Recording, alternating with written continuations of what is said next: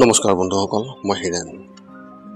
আজি এই ভিডিঅ'টোৰ উদ্দেশ্য হৈছে সিংহ ৰাশি ব্যক্তিসকলৰ এই জুন মাহটোত এওঁলোকৰ কেনেদৰে পাৰ হ'ব আৰু এওঁলোকে কেনেদৰে ফল লাভ কৰিব তাৰে সম্পূৰ্ণ বিৱৰণ মই আপোনালোকক এই ভিডিঅ'টোৰ জৰিয়তে আগবঢ়াইছোঁ। প্ৰথমে মোৰ চেনেলটো আপোনালোকে ছাবস্ক্ৰাইব কৰি ল'ব, যাতে মোৰ পিছৰ ভিডিঅ'বিলাক আপোনালোকে সহজে লাভ কৰিব পাৰে। লগতে মোৰ ভিডিঅ' যদি ভাল লাগে তেন্তে লাইক আৰু শ্বেয়াৰ কৰিব, কমেণ্ট কৰি আপোনালোকৰ মনৰ ভাৱ প্ৰকাশ কৰিব।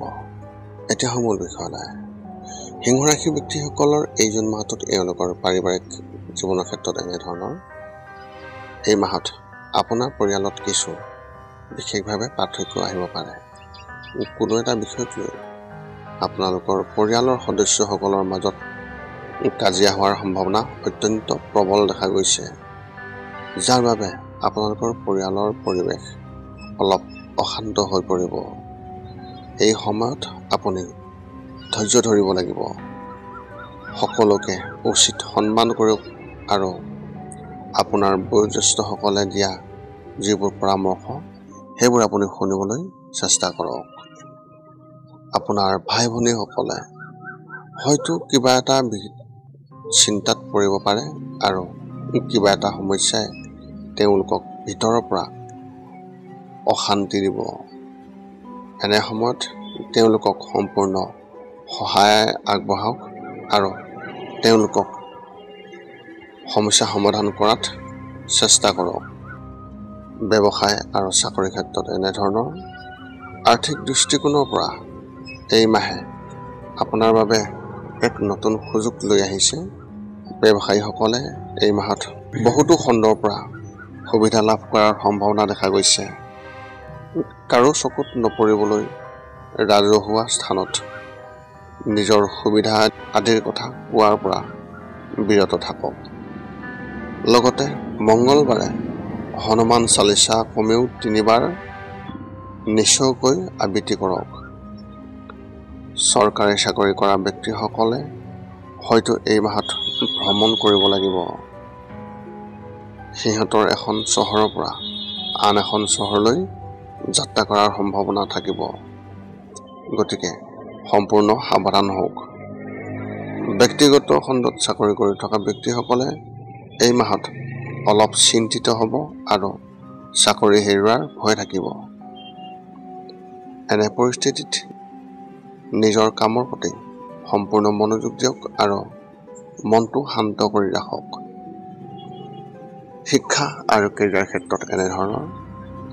উচ্চ শিক্ষা গ্ৰহণ কৰা ছাত্ৰ ছাত্ৰীসকলে এই মাহত খুবেই ভাল ফলাফল লাভ কৰিব, য'ত মূলতঃ সাংবাদিকতা, পৰিচালনা আৰু ডিজিটেল মাৰ্কেটিঙৰ ছাত্ৰ ছাত্ৰীসকলে লাভৱান হ'ব। অনলাইনত কাম কৰাৰ সুযোগ পাব। গতিকে এনে সুযোগ হেৰুৱাব নালাগে, কাৰণ সেইবোৰ ভৱিষ্যতে আপোনাৰ বাবে অতি উপযোগী হ'ব পাৰে।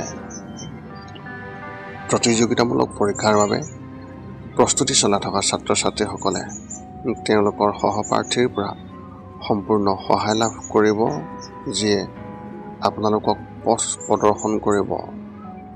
আপোনাৰ জীৱনৰ অভিজ্ঞতাৰ অভাৱ এই মাহতে সম্পূৰ্ণ কৰিব পাৰিব। প্ৰেমৰ ক্ষেত্ৰত এনেধৰণৰ। এই মাহত বিবাহিত লোকসকলে সংগীৰ পৰা কিছু বিশেষ আশা থাকিব, যিটো পূৰণ নহ'লে তেওঁলোক হতাশ হ'ব। এনে পৰিস্থিতিত নিজৰ ভাগ্যক গালি পৰাৰ সলনি তাৰ পৰাও বিশ্বাস ৰাখক, কাৰণ লাহে লাহে সকলো স্বাভাৱিক হৈ পৰিব। সম্পৰ্কত থকা ব্যক্তিসকলে তেওঁলোকৰ সংগীৰ প্ৰতি অধিক বিশ্বাস বেছি হ'ব, কিন্তু কিবা অপ্ৰীতিকৰ ভয় তেওঁলোকৰ মনত থাকিব। অবিবাহিত লোকসকলে হয়তো এই মাহত হতাশ হ'ব লাগিব, কাৰণ প্ৰকৃত জীৱন সংগী বিচাৰিবলৈ এতিয়াও আৰু অধিক সময় বাকী আছে। স্বাস্থ্যৰ ক্ষেত্ৰত এনেধৰণৰ। স্বাস্থ্যৰ দৃষ্টিকোণৰ পৰা এই মাহটো আপোনাৰ বাবে ইমান ভাল নহয়, যাৰ বাবে স্বাস্থ্যৰ সম্পৰ্কীয় বহু সমস্যাই আপোনাক আগুৰি ধৰিব পাৰে। আপুনি শাৰীৰিকভাৱে দুৰ্বল অনুভৱ কৰিব, যাৰ বাবে মানসিক স্বাস্থ্যও ভাল নহ'ব। এনে পৰিস্থিতিত প্ৰতিদিনে ব্যায়াম আৰু যোগ কৰাৰ অভ্যাস গঢ়ি তোলক। ৰাতিপুৱা সোনকালে সাৰ পাই ফুৰিবলৈ গ'লে স্বাস্থ্য খুবেই ভাল হ'ব। এনে কৰিলে আপুনি শাৰীৰিক আৰু মানসিক দুয়োটা দিশতে সুস্থ হৈ থাকিব আৰু আপোনাৰ উদ্বেগ কম হ'ব। আপোনাৰ এই মাহত শুভ সংখ্যা হিচাপে 7 আৰু শুভ ৰং হিচাপে আপুনি এই মাহত কেশৰ ৰং ব্যৱহাৰ কৰিব পাৰে। এই আছিলে এই জুন মাহটোত সিংহ ৰাশি ব্যক্তিসকলৰ সম্পূৰ্ণ ফলাফল। পুনৰ লগ পাম অন্য এটা ভিডিঅ'ত। আজিলৈ ধন্যবাদ।